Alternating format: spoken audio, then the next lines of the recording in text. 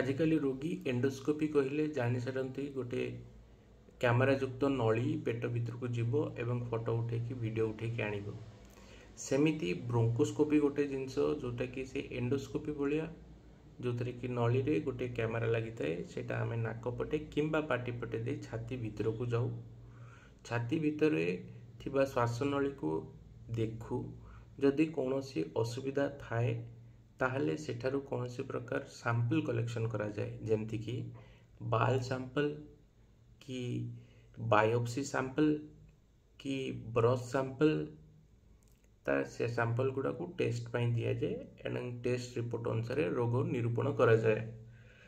ता सहित आजिकल advance bronchoscopy technique भी आसलानी जो थे कि वीडियो कैमरा सहित अल्ट्रासाउंड मशीन भी लगी थाए सही ब्रोंकोस्कोप एंड रे। तो आमे छाती भीतर जाई छाती भीतर अल्ट्रासाउंड करिकी भी ता भीतर थिबा विभिन्न प्रकार असुविधा को जांच करि पारू आउ से भीतर सैंपल कलेक्शन करके ताकू टेस्ट पाई पठेई रोग निरूपण करा जाए। ताकू आमे ईबस कहू एंडो ब्रोंकियल अल्ट्रासाउंड सेटा भी गोटे ब्रोंकोस्कोपी रो टेक्निक। सेटा दी प्रकार जिनस गोटे होची लिनियर ईबस और कन्वेक्स प्रोब ईबस कहती जाको सीपी ईबस कह जाए किंबा द्वितीय प्रकार है रेडियल ईबस।